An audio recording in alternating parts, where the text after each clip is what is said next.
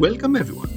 My name is Nikos, aka Sephir, and this is Out of the Box, EDH. Tonight, we will talk about the new legendary creatures from the Final Fantasy Commander Precons that were spoiled, and what kind of decks someone can build around them. So, the first one is Yestola, Knights Blessed. I hope I pronounce it correctly. I have played only Final Fantasy 6 and 7. As per colors, 4 CMC, 2/4 Cat Warlock with Vigilance. At the beginning of each upkeep, if a player lost 4 or more life this turn, you draw a card. Whenever you cast a non-creature spell with mana value 3 or greater, Yestola deals 2 damage to each opponent and you gain 2 life. What an amazing commander! There are so many ways to build here.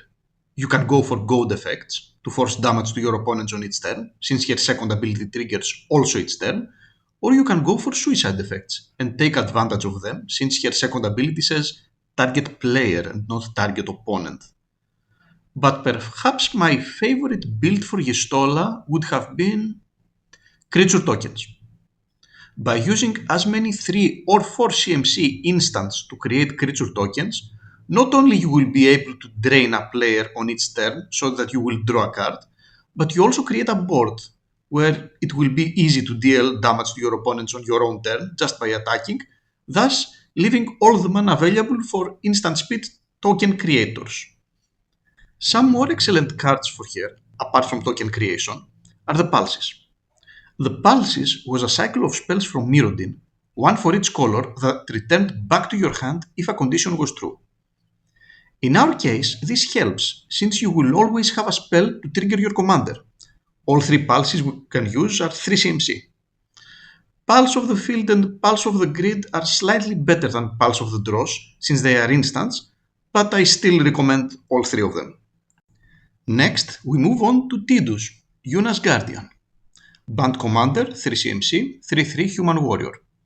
At the beginning of combat on your turn, you may move a counter from target creature you control onto a second target creature you control. Whenever one or more creatures you control with counters on them deal combat damage to a player, you may draw a card and proliferate. Do this only once each turn. Sure, you can go for any kind of creature shenanigans. Heck, I can even see him be used as an infect commander.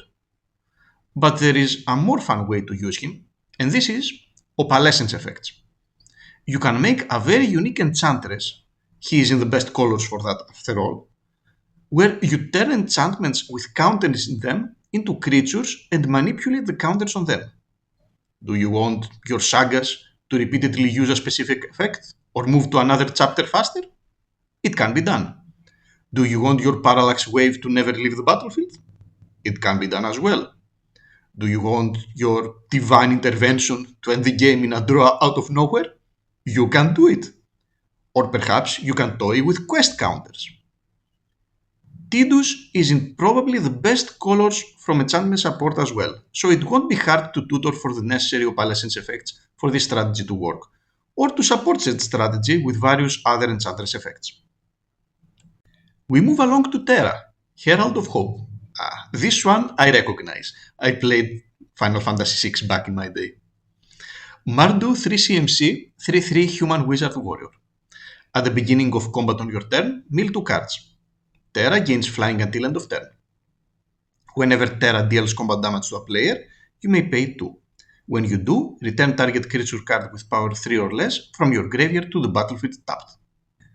So, basically she's Alessa who smiles at death but better, since she has self-built evasion, she can be an engine on her own, and she can recur more creatures. So I guess any Alessa build will work on her as well, and Alessa was an open-ended commander anyways.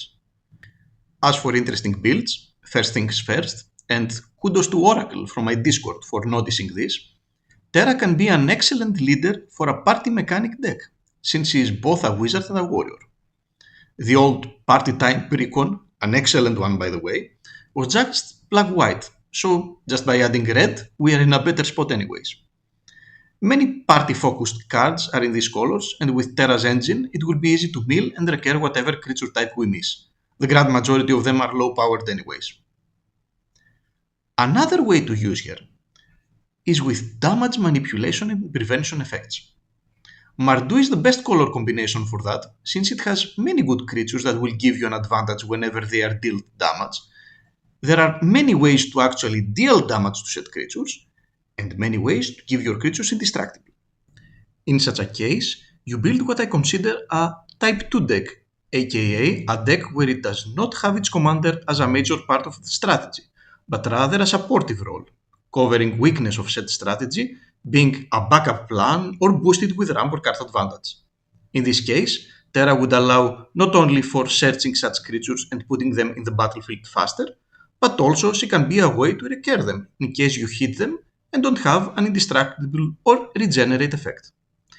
And if you want to be a little more creative with your deck building, you can also use Obos as your companion to double set damage effects. Finally, there is Cloud, ex-Soldier, from Final Fantasy VII. Naya colors, 5 CMC for 4 human soldier mercenary, with haste. When Cloud enters, attach up to one target equipment you control to it. Whenever Cloud attacks, draw a card for each equipped attacking creature you control. Then, if Cloud has power 7 or greater, create 2 treasure tokens. Okay, Cloud is a very popular character, and I imagine many people will go for a Voltron type build, perhaps with things like Colossal Hammer, Helm of the Host, etc. Yes, you can go that route, perhaps add a few Power Matter stuff, exalt it. You won't draw that much from Cloud's ability though, just one card from him attacking. So, how do we build Cloud in the best way to take advantage of his drawability? The answer is Living Weapon and for Mirrodin. Equipments with such effects come with already a token to equip with, so the more of them you cast, the more cards you will draw from Cloud's ability.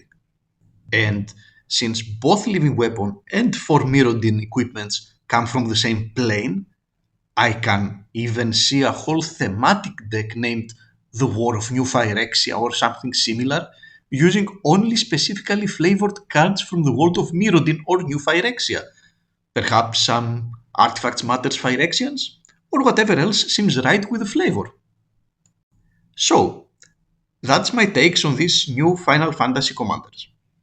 I think they are flavorful enough, at least judging from the ones that I know about, and as I have said before, I love three-colored commanders.